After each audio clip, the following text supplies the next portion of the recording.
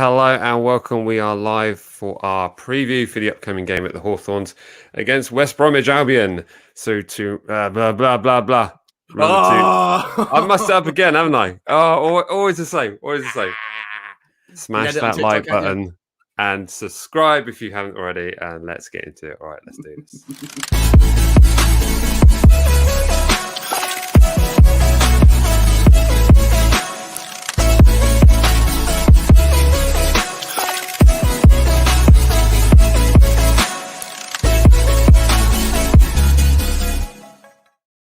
I mean, it's live. That's the problem with rolling live. I can't cut. I can't edit. Anyway, as soon as you hit live on TikTok, I thought you knew it. I knew it. He's gonna come loose here. He's gonna come loose. Cut and loose. But there we go. But here we are. Jack, how are you? You good? Yeah, mate. All is good. Like I said, first back at work today. I'm a beer. Oh, it's a wavy evening. Oh, nice, man. It feels like one of those weeks. I think it's like the week after Easter. I ordered a takeaway on a Wednesday night. Yes, mate. How casual is that? I've got chocolate eggs left. I got a big crate of beer in. Oh my god. I know, right? I'm living pretty high after Burnley. I'm trying to ride that wave all the way to Monday. Yeah, absolutely. Well, let's jump straight into that because it was quite a weekend, and oh my goodness, it was. Whew, what an Easter Sunday for a Saints fan. Let's jump straight into that because that was absolutely insane. Welcome to everyone in the chat section and also live on TikTok as well. It's great to see everyone live in the room.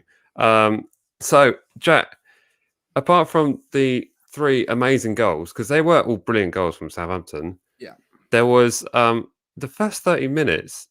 Seriously, were just absolute carnage. It was quite a worrying thing to watch, really.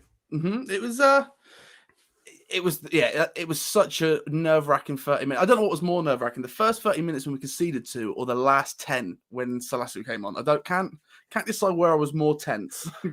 Yeah. If you watch it back, I was relatively upbeat after the second goal went in. As far as second goals conceded in the first half goes, I didn't feel too bad about it. I know, I had a feeling that we would come into the game.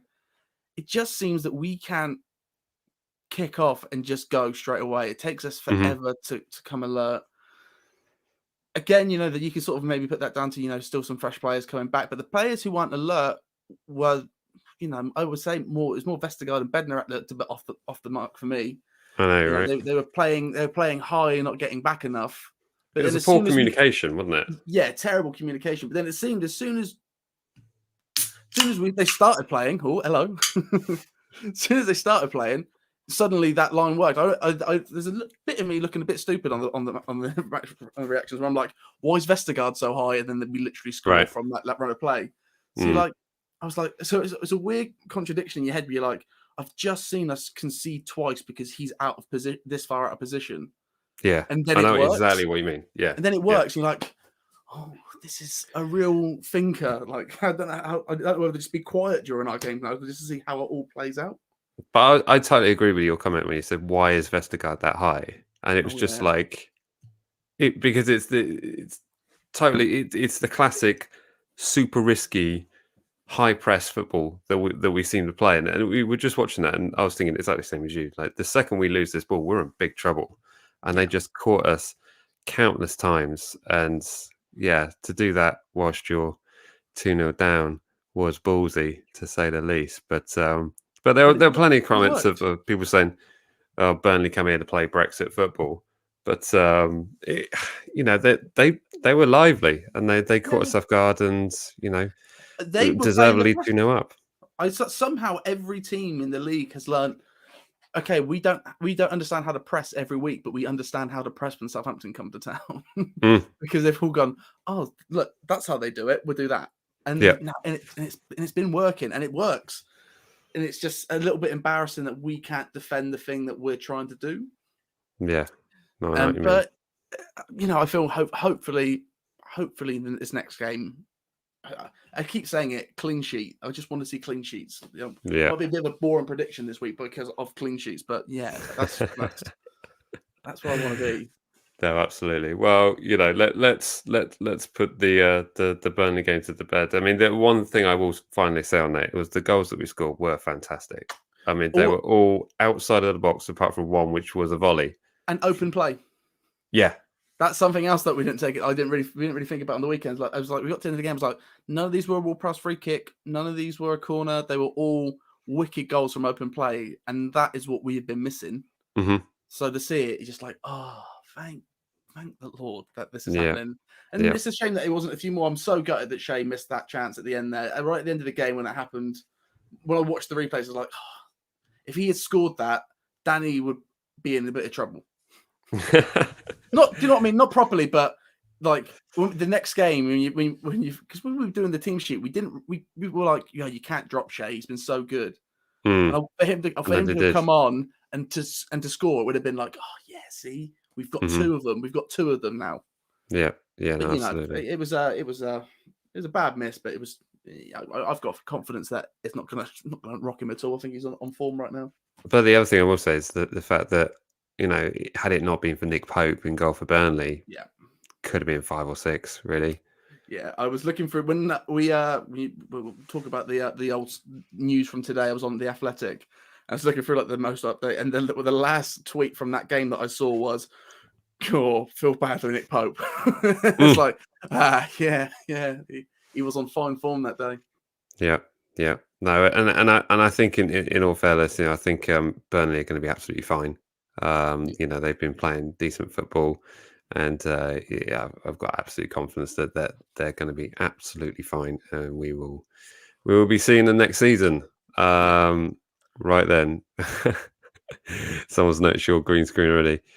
Jack is so proud of this image that he's got. It is magnificent. Let's not hide. This was the most minimum effort I put into one. Like I didn't do anything purely because I knew that was going to be enough. It's enough. Knew. Yeah. So, do you know what I mean? I've like you can kind of see Stewie there, remember, but that's what you're here for. And I've made sure to lean a certain way tonight. Yeah, absolutely. Also, because I can look a bit like Ralph as well. Let's bring up Chris's question here. Are we safe? I think it's an opportune moment to bring up this, and I would say 99. Actually, no, 100%. I mean, and the thing is this, right? Have a look at this, right? Fulham have got 7 games left to play.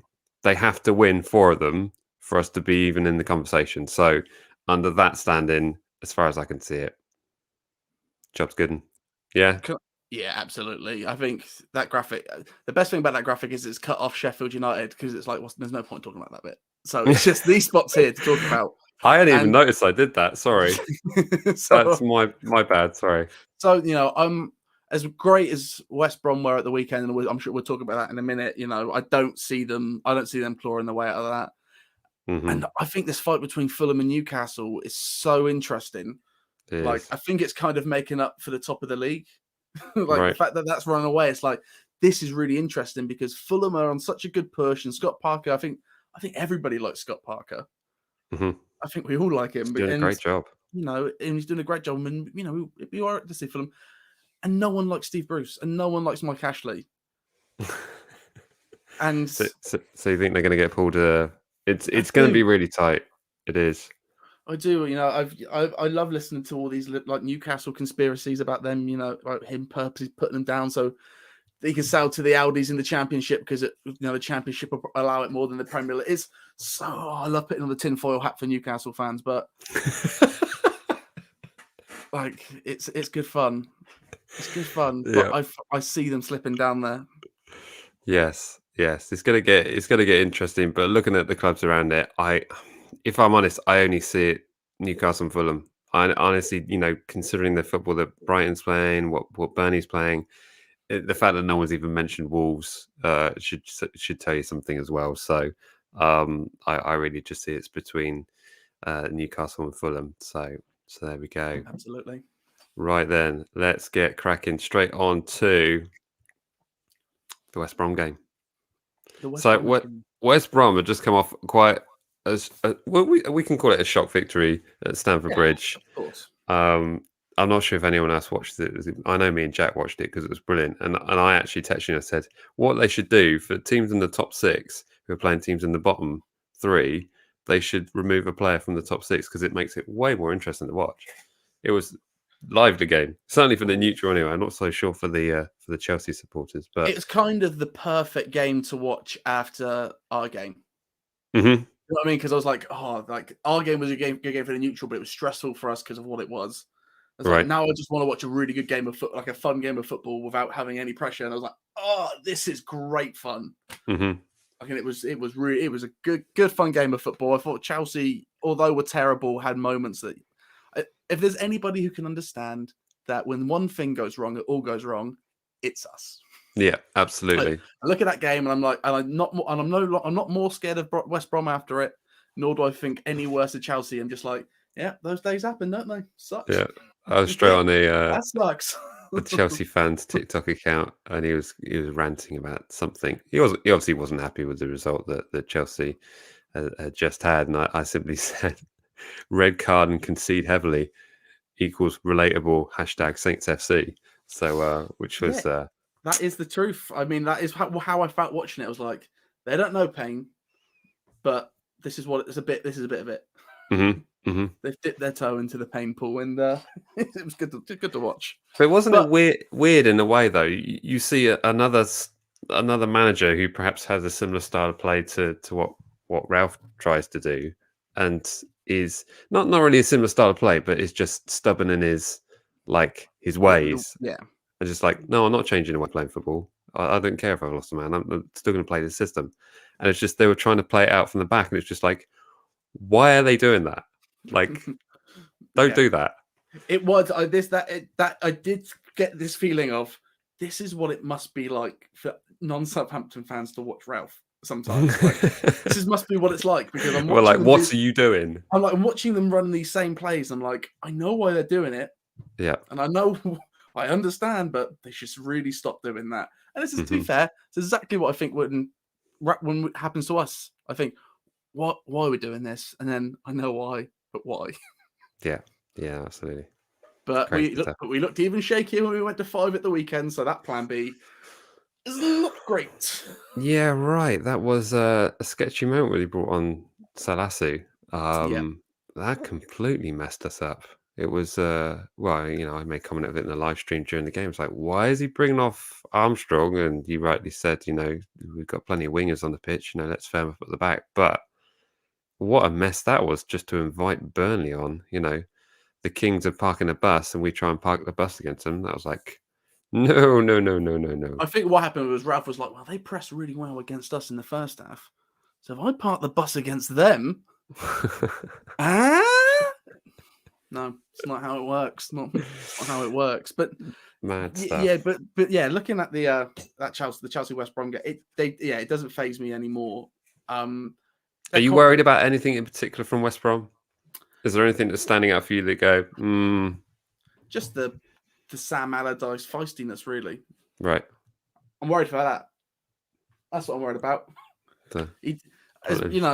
As much as I can say, I'm not more scared of them. I do get that West Brom on their day can just do weird and silly stuff, and their attack in that game was monstrous. They didn't let up on Chelsea when they attacked. They came at them. There's a reason they scored what they did. Yeah, but they still conceded. They still were shaky at the back, and hopefully, I know that we've heard this stuff about Kyle Walker-Peters. Say hopefully the back four is all solid. And if that back four's solid, yeah. Wow, I've been saying that's going to be fine, but last game kind of iffy. If they're talking to each other, it'll be fine. Yeah, no, I think it's fine. I think it's just he mentioned it because talking about Ralph and the presser sort of mentioned, that Kyle Walker-Peters had something in his leg, but really, I don't think he even sort of brought it on to being close to an injury. I think he'll be fine for Monday's game. The only thing with the West Brom game that fascinates me is like West Brom have to look at this game to get points. West Brom aren't gonna come out of the game plan and think we're just gonna sit back and try and catch Southampton on the counter attack. Actually, maybe they are. I mean, that is Sam Allardyce football. I know. Now that I've said it out loud, do you know what I mean? Well, that's the thing is, that is how. But he's going to be going for it, isn't he? He's going to be going going Remember for it. when we were going into the Burnley game and we said that these are the worst games for us when they're teams that sit back and hit on the counter because they're not progressive in their play. Mm-hmm. It's hard for us to press that. But we've been really good at picking apart the defense the past few games.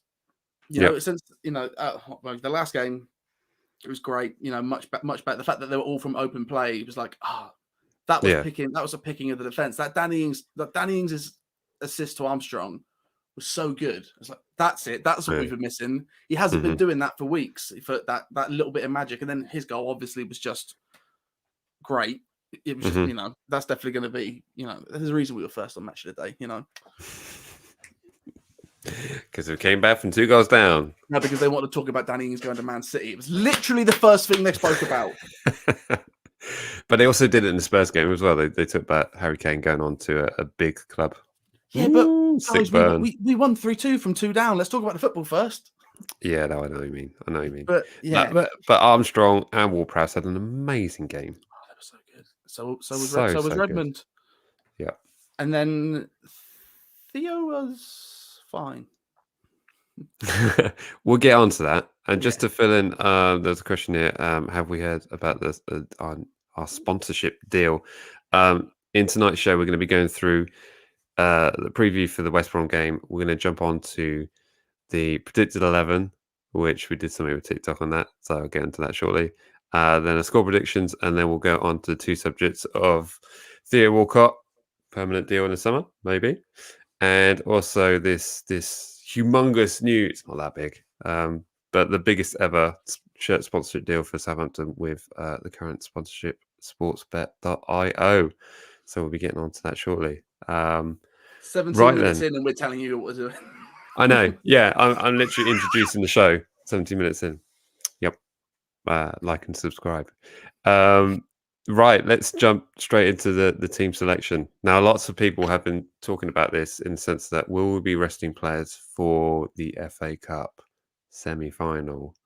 Any thoughts on that, Jack? Yes and no. Because the positions that there are, the attacking positions are so well stocked right now that even if you like, there's a question. Like, I don't really know what our strongest 11 is right now, but in a good way, right? Because there's a few players all performing really well in certain positions, and I don't quite know who to start where, but I know that they all work together really well. So if you were to say if we start tomorrow and it's Gineppo, Shea, and Armstrong going forward, it's like, well, I'm fine with that. But if you're like, it's Redmond, Ings, and Theo, it's like, I'm fine with that too. And everywhere else, there's no rotation. So maybe you can start Salasu, but really nowhere else will you be rotating. It's just that front line, really. Yeah, no, I know what you mean. So it'd be interesting to see which way it goes, but that's what I think. I don't think if we see rotation, it'll be in those sort of positions, and we've got a little bit of stock to do that right now. Yeah, absolutely. Right, let's get my stuff in order here. So let's have a look at our predicted 11. Now, for this one, we went a bit funny, actually. We've decided, well, I put something out on, let me put that down there. There we go. So all in all, you're not thinking that we're going to be resting or rotating. I mean, my look on this is the fact that, do you know what? I think we're going to need to use momentum in this. And actually, if we get a confident win on Monday, that will actually be better than us resting players, because there's a good amount of time, Monday to Sunday. You should be fine on that. Yeah, it's a week, isn't it? Like, I mean, say what you want. Like that, that's equivalent of playing on a Sunday one weekend and on a Saturday. You wouldn't say you're resting for that, would you? You've got a week. No. You should be fine. Wednesday and Saturday, maybe. Wednesday and Saturday. Yeah, exactly. That would be different. So earlier on the TikTok, I decided to put out whose ever team sheet got liked the most, I would put it up in our starting 11. And do you know what? Charlie Everall put in a team that is pretty much bang on what I would have picked anyway. So we're going to go with that. And you can see what you think to this, Jack. Who do you think's going in goal? Fraser Forster, obviously. Yep. Bang on. The boy. Hang on. Forster in goal. Who do you think Charlie picked for left back? I mean, Bertrand. There it is. Well done. That's not a hard pick, is I'm, it? Really? I'm good at this game. Carry on. If this was my GCSEs, I'd be wicked. I'd go to uni. And in right back? Kyle the Walker of Peters. Indeed, yeah. I think he'll be absolutely fine for Monday. And any guesses? I'm going to assume Jack Stevens. No. I see. You're clearly joking, weren't you? No. Of course I am. Who would start Jack Stevens? And then Charlie went for surprise. Yannick. Bednarek, indeed. And Diallo and James Ward-Prowse got to be. See, these are, like I said, these are positions where we're not rotating because what is there else to put? it's something I find pretty interesting. Now, actually, Mike hates this team. Mike's now looking at this team and going, he's wrong. No, he's right. He even listed the positions. So I was checking they were lined up. Who do you reckon he put here? Minamino? Redmond, okay. Yeah. Redmond, okay. That's what I was just checking, actually, because he's put... there. Guess. I mean, has he put Minamino there? Because that's fine. That's fine with me. Notice even when I named our starting three, I didn't even say Minamino because we've got that many options up front, so we can rotate. But I love that. Look how good that team is. Exactly. So this is basically what Charlie's picked, and I happen to agree with this. The only thing I think might be different is maybe Adams starts over Minamino. I think maybe Adams starts over Ings. Really? Just saying. No. Just saying. What in terms of like resting him? I mean, out of the two of them, which one's the international footballer? Shane McAdams and Minamino. And I don't know if you saw Minamino did an interview this week, and he said that he's had long talks with Maya Yoshida about Southampton. And I can't tell you how more I love Minamino now. He's filling that hole I've had for the past few months. Yeah, he's going to be a centre back before you know it. I don't care. Put him back. So there we go. That is effectively the team. Let us know in the comment sections what you think about that. Whether you make any changes to that. I mean, looking at that team selection, like I said, the only difference I see maybe Ralph picking is Adams and for Minamino. But aside from that, someone's put Minamino cup tie for the week for FA Cup. Is he? He might be, actually. He might be. So if that's the case, then I feel like he will definitely start this game because he won't start next week. It's true. That's true. Yeah, it's a good shout. I mean, you've got to play him because he's arguably, if you're arguing with me, our best player. Yeah? For talent, for pure, if you're going FIFA stats, who's our best? Is like Minamino's our best player. He's our maybe obviously Ings, but if you're talking, I still think Minamino's got this glow about him. To me, he seems to like when we got him, I thought he's too big for us. Have we done that? Right. It's just how I feel about Minamino. Although with that rumor of him going to a Spanish club for £9 million and us maybe looking at acquiring him, because I think that'd be a popular choice if we were acquiring for £9 million. I think that'd be a great deal. I read earlier that apparently Man United are demanding £30 million for Jesse Lingard, which I think is a bit cheeky, really. It's just like doing nothing. Yeah, it is. It's like it's kind of like, hey, it's like, we want to be happy. Just go, he's worth this. Yeah. What's that? If he needs to go for a free to make him happy, do it. He's wicked. Money. So yeah. Who would have thought Jesse Lingard with David Moyes would just be on fire? Do you not? If fans feel a little bit stupid, do it. Look at it and go, for God's sake. It's mad what David Moyes has done there, though. I hope they signed Alexis Sanchez in the summer and he absolutely tears her up. Yeah, I somehow don't see that. That'd be a expensive wage bill. Are you telling me if West Ham get in, somehow get top 5, get European football, maybe even top 4, somehow crazy way, they wouldn't spend that kind of money?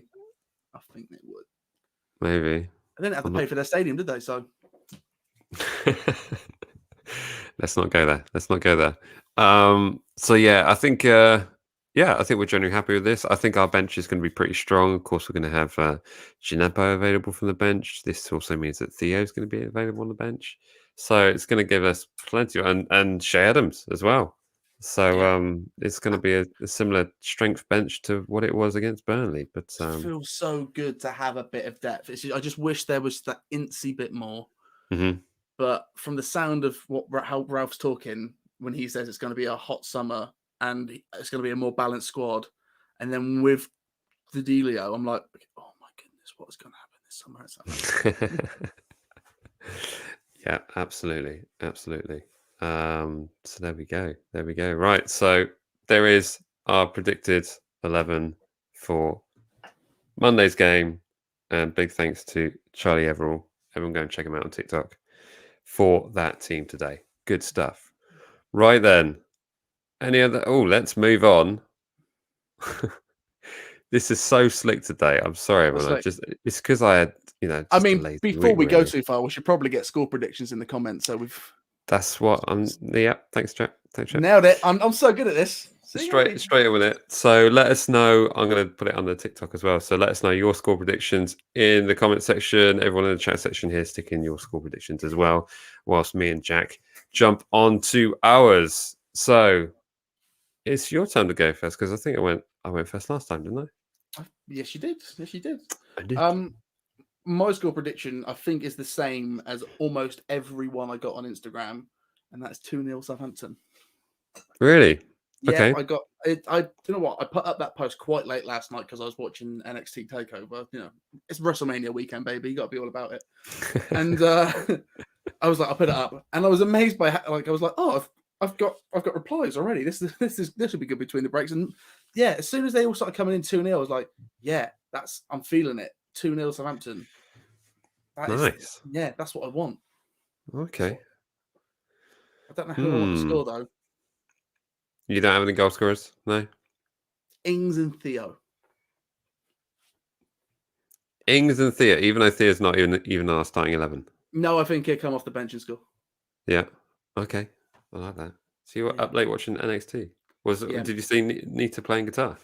I did. I did indeed see Nita playing guitar. It was probably one of the best. Like, I hate the anthems, but I enjoyed that. She wasn't rubbish. She wasn't too many noties. She played the right notes.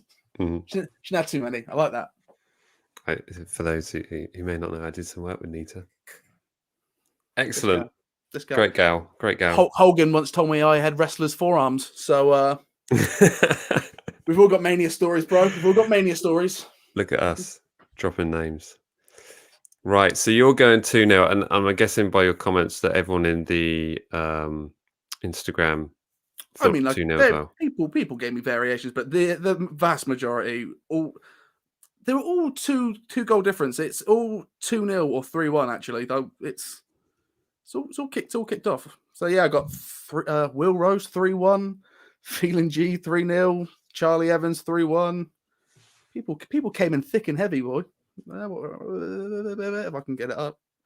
Nice. Josh Davis 2-1 with Walcott and Ings. Ollie B 6-2 Southampton. Don't know how I feel about it, but yeah, sure.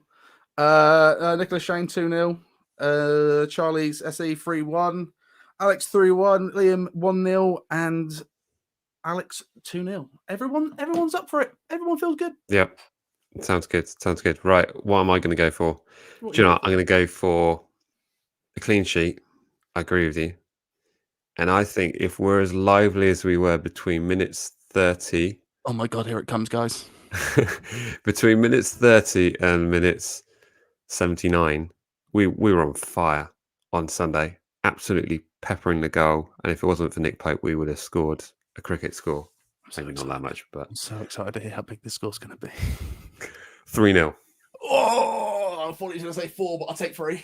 No, I'm going to go with 3 because I think it could be more. Could be more. The way I see it again, but I'd just love to see us get a clean sheet. Yeah, and I think we really need that. I think we've shifted more goals than anyone else in the league, apart from West Brom and Sheffield United. But we tend to do it in large lump sums when we shift goals. We make deposits. We make large deposits. Exactly. We are, tax-free movements. There we go. So I'm going 3-0, and who am I going to score? Ings. Yeah. Because he's back. And I reckon Prowsey's drew a goal as well.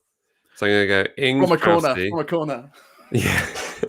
Might not predict the corner goal from Ings, but Ings, Prowse, and Minamino. I love it. I love that. In that order. Wow. Is it going to be Ward-Prowse from open play, or is it going to be Ward-Prowse in open play? Oh, Billy, big boy. I like that.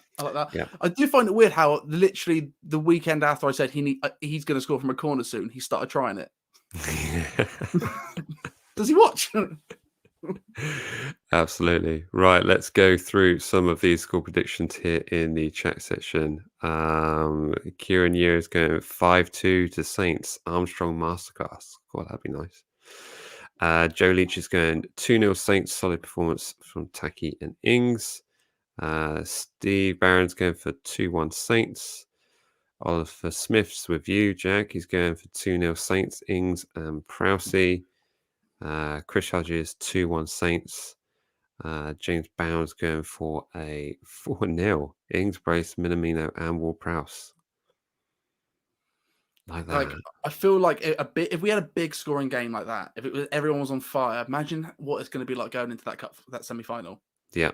That's what I mean. It's what we need. It's what we need. Dan's going 2-0 Saints, Taki and Ward-Prowse. Saints 194 going for a 3-1 win. And there we go. And that's all of them. But Dan also comes to a clean sheet confidence boost for the cup would be great, wouldn't it? Just saying, well, like, what's our IG? Instagram, right? Yeah, it's at MatchDayVlogs. We did make it easy for you, but yeah, come and see. There we go. It's at the bottom of the screen there. Here it comes. There it goes. Everyone wave at the MatchDayVlogs thing. Hey guys. Hey. Oh my god, I didn't even know that was there. Yeah, it's been there. That's where Sheffield United were.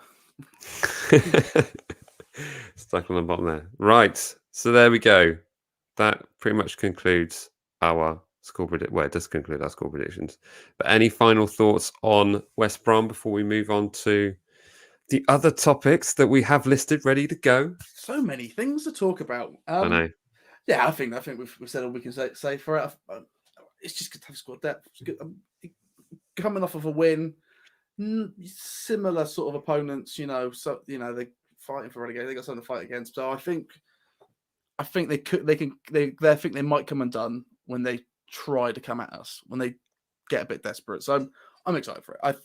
I just want that clean sheet and a big score going into the semi-finals. Yeah, it's all about those semis. All about the semi-finals. Do you think West Brom are done, relegated?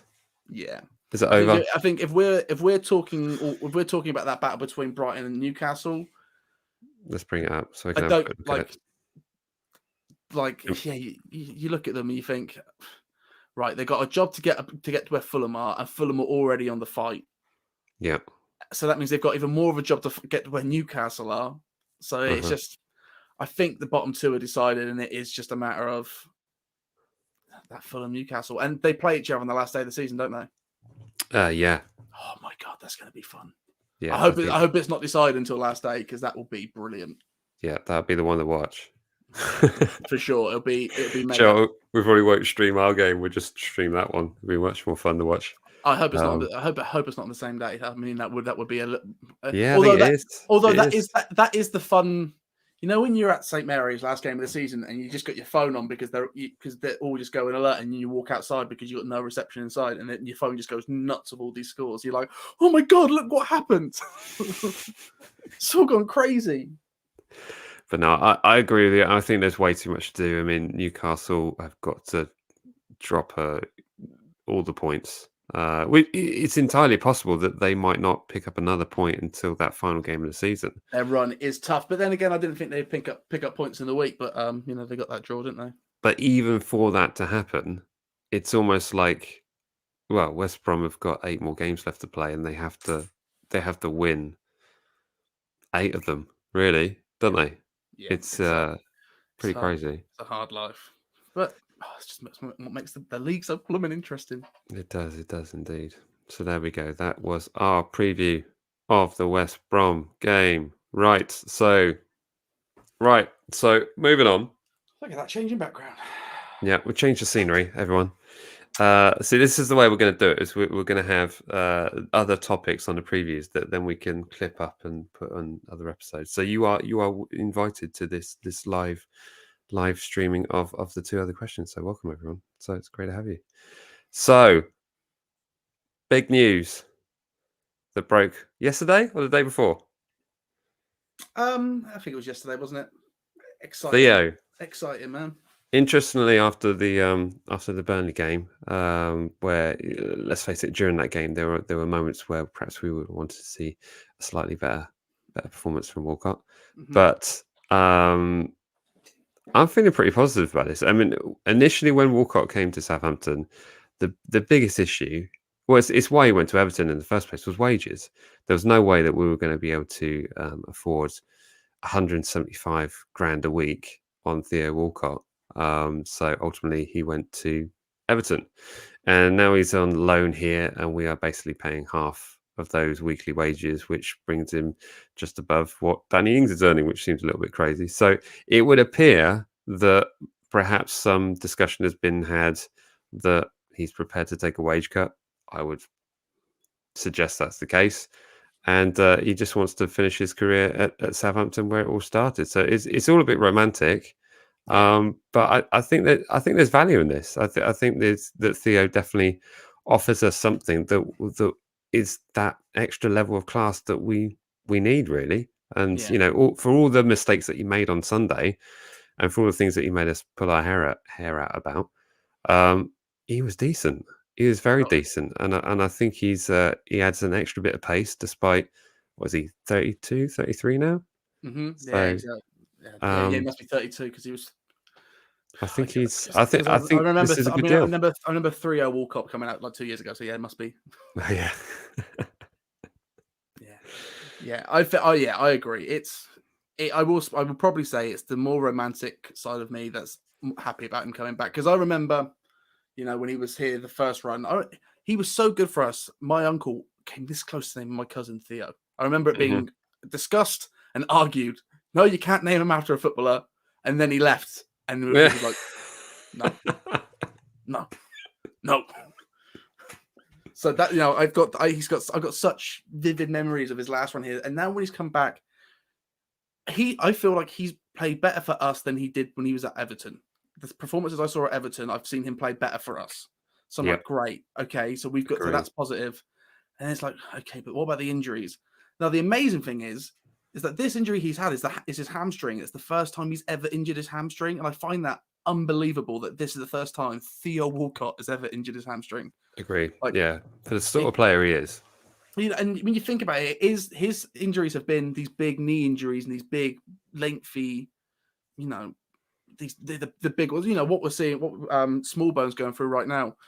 It's it is bad, but but if Danny's shown us anything, you can come through the other side of that. And I think Theo's been great for the squad, and I think he's a player that we've been missing. At the beginning of the season, or maybe even last season, I said that our team wasn't mean enough, although it doesn't seem to be. He seems to be. He's not mean, but he brings this other perspective to this club. He just brings this, that mature head. It's Theo Walcott.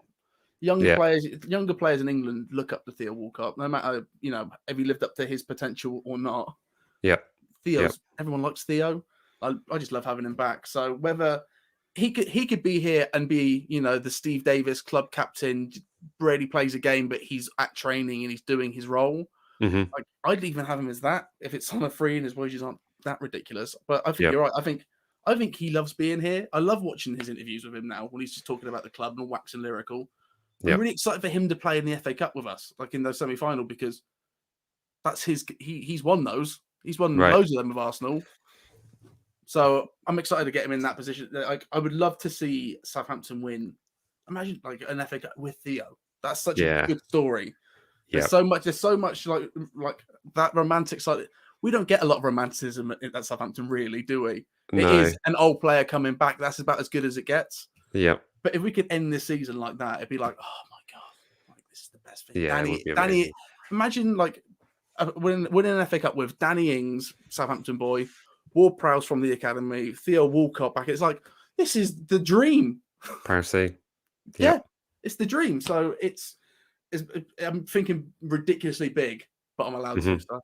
Yeah, absolutely. But you bring a good point as well in terms of the experience that Walcott offers. I mean, he's played at Arsenal for so many years, and he's played at Southampton. He started his career there, so there's almost an element of, that mature head, that sort of the player that is, a bit like Aurelio Romeo or a bit like Ryan Bertrand, these players that have played in other big clubs that can actually, perhaps, give a bit of helpful advice to young academy players to say, look, this is the good, this is the bad, and actually, this is what it means to play for Southampton. So I think there's so many positives within this, and if the board can make the numbers work, then great.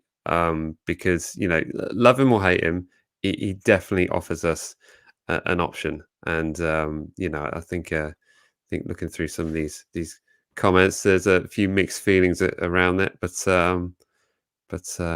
no, I see this as a good deal. I just look at it romantically. Just come live in the chocolate world that I live in, where everything's sweet and sugary, and it's just all good vibes over here.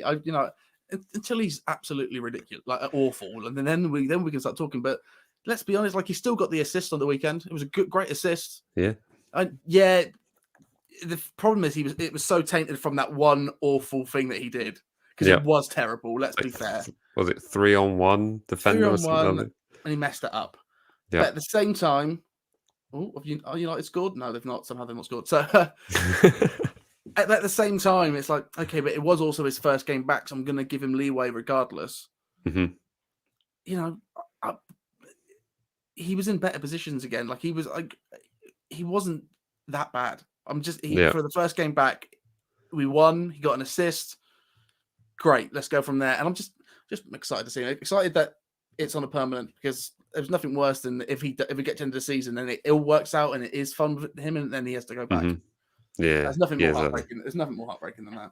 And I think quietly he was perhaps thinking that. I think he was thinking, I go on loan to Southampton with the view for something else, although it was never mentioned.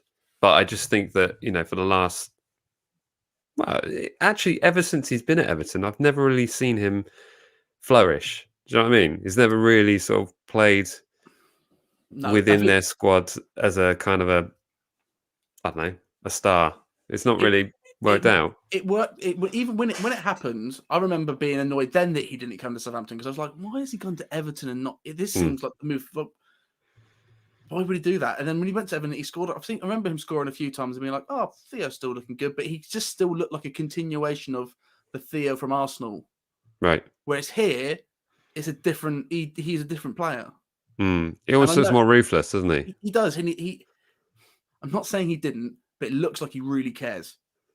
Right. It might just me being a mark for all these interviews that he does, where he waxes lyrical about us, and like I say, all the history. But I think he feels that too, and I'd rather have that in my players than a Danny Osvaldo. Right. It's just a good. It's just like I said, even with Ralph, I love the way he's gone through the entire squad. Like Ralph's so deep in the club now. Yeah, that it is Ralph. It is Ralph. It's Ralph Hampton, and I feel like Theo is a part of that history and a part of it. And it's just to have it all tied in. It just makes me all gooey inside. Well, they clearly get on, don't they? I think Ralph and Theo and certainly the work ethic from both sides. They appreciate each other's angles in terms of what they're trying to achieve. And I think perhaps Ralph is impressed that someone of Theo's age is still able to have that amount of pace. the other thing I think is attracting Ralph to bring in Theo on a permanent is the fact that maybe he's looking at him as a versatile player. Like, he could play him up front alongside, a striker of his choosing, or he plays him on the right wing. Yeah, it gives them another option. He can go anywhere. And when you look at it almost player for player, it's something there for everyone. It's like, it's like Danny Ings, you've got an older English player who's had injury problems, and Theo's relatable to that. You got Small Bone, who's got the exact same knee injuries as Theo on the bench. Theo's going to help out with that. Ward-Prowse coming into the England squad. Theo's been to like two World Cups he went to. Yeah, it's good for everyone in the squad. Even Redmond, a slightly aged. They must be close to. How old is Redmond? 29, maybe. 27, I think. Is he? Is he that young? Yeah, I don't think he's particularly. I think he was 12 when he joined the club. So. Yeah, but how old was he at Norwich then? He's 27. He's 27. So I was right. 27. So again, a player close in 30 who's been in the league for a while, who, let's be honest, has been occasionally has been blasted for their performance. And Theo's been in that position, so he can give something to everyone on and off the pitch. You're absolutely right. When we score, he's got the biggest smile. That like when that Vestergaard goal where he pretty much just bowed it at Vestergaard and it went in. He looks as happy as I am at St. Mary's. Yeah. It's a great place to be. Yeah, and definitely the squad morale. So yes, we are super happy. So but it's interesting coming here from Dan. Just bring this up here. I like him to sign a permanent, but we don't know what the board's. We know what the board's like. Tyler and the Ducks. Yeah, if we sign him and turn around, we're not signing another forward, Minamino. Interesting thought there. Me showcasing how bad my reading is. If you had to pick, Jack, Minamino. Really? Yeah, that's not a hard question. Wow. Okay. Here's the thing. Like I said, it's all romanticism with Theo, and I love all of that. But Minamino he's still got that he's got that room to move. Still, he's still unlockable. He's 26, so there's more. You're going to have him for longer, right? Just for me, that'd probably be the way. And he's probably just as versatile.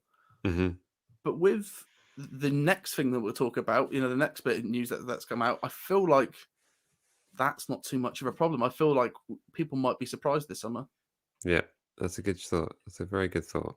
So, well, let's jump straight into that, because I think that's an interesting topic there. But overall, we are very happy with the fact that Walcott might be joining on a permanent. So, on the side note, I don't have to choose because we've got Theo now. It's all just about whether we get. Yeah. Well, it's not a done deal as yet, but that is what they are discussing. Would they be talking about it this much if it wasn't a done deal? Well, I don't like to presume anything in football these days. This is you know it's like you don't invest your heart in something moving because it can be broken. There we go. But overall, we would be happy with this deal, right? Oh yeah, for sure. Definitely. Absolutely. So, let me pull this down here. So the other big news that broke today. Is it today? Yeah. Thursday, the 8th of April. I'll put it this way. I didn't know until just before you messaged me. Excellent news. So this is basically Sportsbet came in and saved the day effectively at the beginning of the season when that absolute farce of a situation of the LD Sports thing collapsing, yada, yada, yada. And we had it on a 1-year deal. It has been announced today that effectively we've signed a 3-year deal with sportsbet.io to be the main shirt sponsor. This is the biggest shirt sponsorship deal the club has ever had. And what that effectively means and breaks down to, it's basically 7.5 million quid per year. So although that doesn't sound like an awful lot of money, it is the biggest shirt sponsorship deal ever.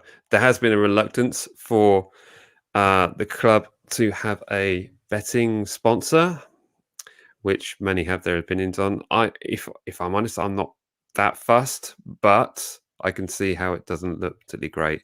When you're trying to, I don't know, keep a family element to it. But there we go. Mm-hmm. This ultimately then means that there could be, well, there are going to be extra funds available in the summer months, which is basically what we were talking about previously in the previous show, talking about transfer deals in the summer. So all of this is pretty positive. Are you generally feeling good about this one, Jack? Yeah, for me, it's kind of good looking forward. Do you know what I mean? For the past couple of seasons where it's been rocky, everything's been a bit different. To come for next season to have this new shirt sponsor, you've got Ralph who says he wants it to be a hot summer. He wants to balance the squad. New sponsor, new shirt sponsor. It's going to be like it feels like it's going to be a fresh start this summer with a side that's learnt some harsh lessons this year. Right. We've got the right idea, and we just made some really stupid decisions. And it seems like we've learnt, and now we've got this nice little thing to be like, we're going to try something. We're going to really push. I know, like you say, 7 mil, 7.5 doesn't sound like a lot, but if you think, like we said, Minamino was being asked for 9. That's a chunk of that. Or if you think about Theo's wages, that's not even a problem. Or you talk about whatever is going to happen with Danny's contract. There's no issues for the money. It's just what we do with it. And we know everyone says, there's a lot of people say Jow out, and we all have slightly different opinions on that. I look at our transfer window at the summer, and I'm like, we did everything that we said we were going to do. We thinned out the herd, and we brought in some players. We thinned the herd too much, and we didn't. And the transfer window was way harder than anybody could possibly imagine. Right. So we were stuffed. It's been a lesson learned. So hopefully next season, and then next season you'll also probably have the games will surely ease up next season, won't they? Will I think sort of get back on track this year? Yeah, I think in terms of you talking about fans returning to the stadium. But also just the dates of games. I mean, they won't be pushed back like they were because were we slightly late this season? We're very late this season. Yeah, I think it was towards the end of September, wasn't it? So I'm trying to think if with the Euros as well, when will it come back? So it's hopefully if that's it. It just feels like next season kind of is already looking really fun. The fact that Ralph has openly said this is what's going to happen, it makes me feel confident. It's not often we get managers talking now about I know what I've done, I know what we got to do, and it's like, yeah, I'm excited for it. I'm really, really excited for it. Yeah, and it is a certain element of excitement there. I mean, there's lots of things to look forward to. I also think that there's quite a few players which are going to be perhaps coming to, that we're going to be able to offload. Maybe talking about Wesley Hoot, Mario Lamina, Elianusi. These are all big earning footballers which aren't featuring for our current squad, are they? Yeah. So this is all stuff that effectively we're still paying the price for, poor recruitment from 3 years ago.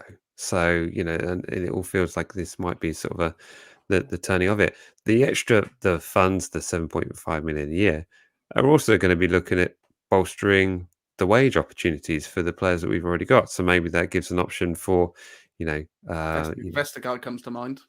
Vestergaard and all the players looking at extending their contracts and saying, look, maybe we should be competing at the wage level of some of these other clubs, which, they're able to offer 120 grand a week or something like that as their basic kind of wage. So, I don't ever want us to go crazy, but you got to think about, the extra money that having a betting sponsor can give you. It all looks very good. There are some weird things within it. I think there's a clause that if we qualify for the Champions League, that they will give us like a huge sum in Bitcoin, which is a bit odd. I don't really understand any of that really. So that could be something that end up buying Mbappe with Bitcoin. Maybe. Well, the article, the Athletic did a nice little breakdown of everything about it. I don't know if you saw it, but there's the one thing I saw in there was about if at this review, if they do get rid of betting sponsors, Mhm. that we're technically owned by the corporation that owns them, Right, and they can so switch it out. and they can switch it out. It's like, oh, that's good to know. So it's good to know that if what happens at the beginning of the season, we're not going to be left in the lurch. Yeah, You yeah. know, It's an interesting one, though, because if suddenly they ban betting sponsors, that puts a lot of football clubs in some difficulty. And if we are able to switch out for, I don't know, just have a Bitcoin logo on it, I don't know what they would do, whether it be just some bank that they would suddenly have do the you know logo what? on the front of. All this cryptocurrency, Bitcoin, and like this new digital art that people are selling, I feel like I'm gonna have to start reading about this stuff or go to some sort of TED talk, because it feels like that's the way we're going. It's the way of the world. You're smart, Mike. Do I have to learn these things? Do I got to learn them? You're good for a while. I think you're good for a while. Don't But worry that they're but not going to suddenly. if I want to make bank on it, I should start learning now, right? Yeah, maybe. Start off with a TikTok account and then work up to cryptocurrencies. You'll be fine after that. Man, you seen the Insta story? My TikTok would be. So that, just to be clear, that's the worst advice I've ever given out live on a live stream before. Just yeah. Yeah, don't invest in your Just for financial fun. future. Start a TikTok.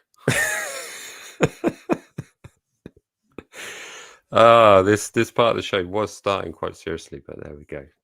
Let's bring it back online. But this is a very, very positive thing, and I'm glad we've got it all sorted. And I think one thing that we can be very excited for is the fact that we might just have a next season kit ready sooner than we think. I've seen so many concept kits as soon as it got announced today. So as soon as it I got know, announced, right? it was boom, boom, boom. Here we go. This is what it's going to look like. Plenty of yellow kits in there. There's like some stripe ideas, some not stripe ideas. That's the other thing. Like I said about Reboot Summer. Imagine if we come back and we've got the dopest Hummel kit. That the remake of the the thin stripes and red side. I don't know what you mean. The Denmark kit, everyone likes to call it. Shut up! It's our kit. It's our kit. Beautiful. Like it'd be amazing if we had yellow and blue for the away. What color would the third be? Black. What would you want for the away? Yeah, maybe a black kit. Yeah. You know what keeps popping up on my eBay, because obviously I've got Saint shirt saved on my eBay, is the black Adidas with like the white V. I never liked that one. Do you know what? Neither did I. But looking at it now, I'm like, oh damn, that's actually a pretty nice kit. I always say like those ironic Tux t-shirts that you used to buy with the ones. I don't know what's ironic about that. That is known as a Martin garb. Hipster trends. You'll never come into one of my family weddings. Yep. Oh my goodness. Someone just put up, did we see the Arsenal game? Wow, what's happened? I've just finished watching the United game. United won 2-0 with a Bruno Fernandes penalty in the last minute again. He almost missed it. Yeah. But no, what's happened with Arsenal? It's 1-1 against Slava Prague. Oh man. I like Ali Dia's pony shirt. Yeah. Yeah, the Graham Souness classic. Indeed. So there we go. Plenty of stuff to be very much looking forward to. And look at how we've done it again, Jack. We're nearly approaching an hour on these previews. Well, you said you wanted to cut it up, and you said what is clickbait? I don't understand. What are you? So going to be a lot of thumbnails of us doing this from now on. Yeah. Do something shock. Walcott's coming. Yeah. But yeah, I just thought it'd be a fun element to do it. It just means that we can have everyone involved in the chat as well. They can get involved in us basically shooting videos and have their say live. To reward them for still being with us, the live show 59 minutes in. You've done a good job, guys. You've done a real good job. Give yourself a pat on the back. That's excellent work. I mean, I couldn't get through 30 minutes of The Ugly Inside today, and they're a good show. I just had stuff on. I just couldn't concentrate. Absolutely. But there we go. Interesting thought here. Do you think Virgin is on shirt sleeves? I reckon it'll probably be Bitcoin. You reckon? Probably. Wow. I mean, I don't know what the rules are, but I could see it being Sports B and the Bitcoin on the side there. But I don't know. I don't know how long Virgin is. No. I don't know how long their contract is. I assume it must be up soon-ish. Yeah. I don't know.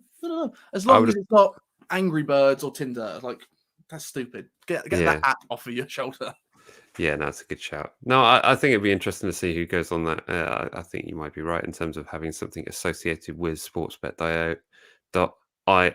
And I would have thought that, considering we've got Virgin as a shirtsy sponsor, and we had them on the front of the shirt, of course, for a couple of seasons, that we would have had better Wi-Fi at St Mary's. But who knows? It's probably brilliant there now.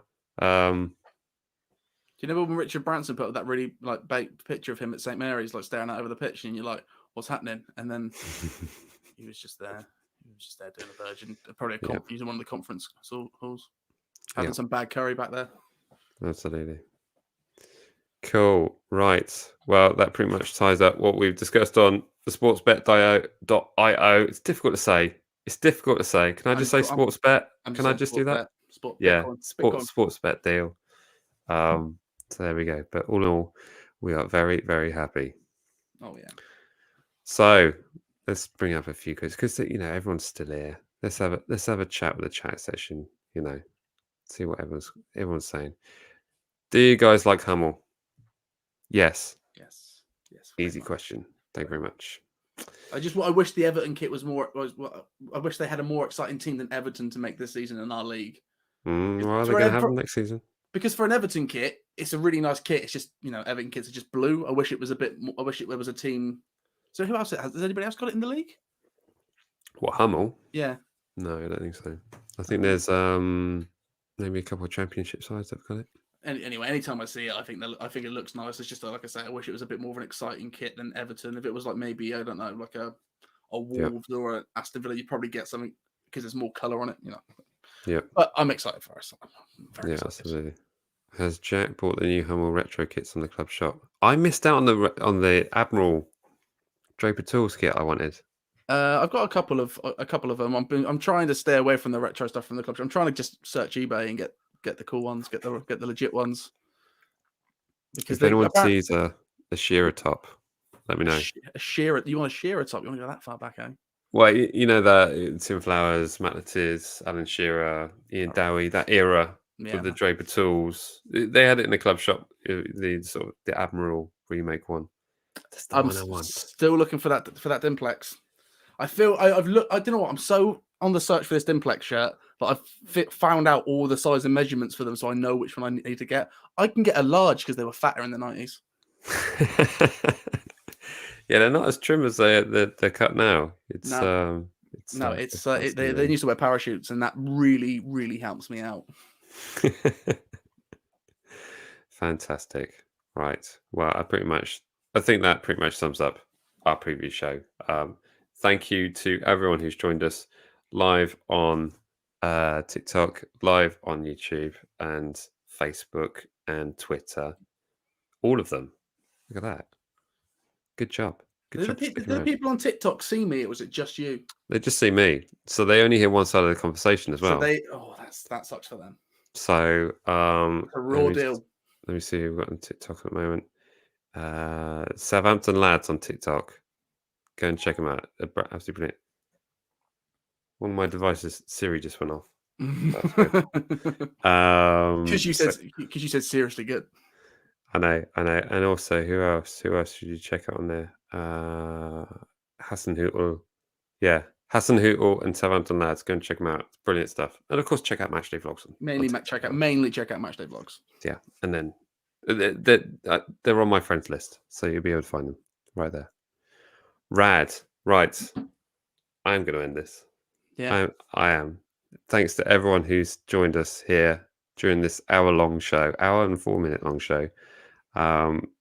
Be sure to like, comment, share, and subscribe. We will be here for the Monday night game. It's a 6 p.m. kickoff, Jack. So we'll be live from 5:45. That'd be nice, wouldn't it? And then on to our post-match show where hopefully we'll have good news. So thanks again for joining us live. And remember, like, comment, share, subscribe, and we will see you in the next one. All right.